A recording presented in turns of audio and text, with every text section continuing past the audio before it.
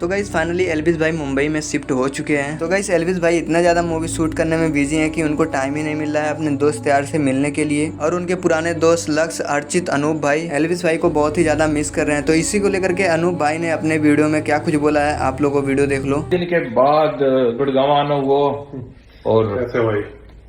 अर्चित एक बात था, जब बहुत दिन में मिले हम, मतलब कौन सी ऐसी चीज है जहाँ भाई मतलब बहुत मिस कर रहे हैं? भाई मुझे सबसे ज्यादा याद आती है जो मिलकर शूट करते थे ना वाइन्स वगैरह की वीडियोस। अच्छा, जो यूट्यूब की वीडियो। यूट्यूब की वीडियो वो बड़ा याद। फरीदाबाद रहते हैं हम लोग, बुलाते रहते हैं आ जाओ। अरे सब मतलब थोड़ा मिलना नहीं हो पाता। ऐसा लगा हर कोई अपनी लाइफ में बिजी है, खूब मतलब बिजी हो जाए, लेकिन ना बड़ा आदमी हो बिजी होगा। तो गाइस क्या एल्विस भाई को अपने पुराने दोस्त से मिलना चाहिए या नहीं मिलना चाहिए, आप लोग अपनी राय कमेंट करके बताइएगा। मिलते हैं किसी नेक्स्ट वीडियो में, तब तक लीजिए वंदे मातरम, गुड बाय।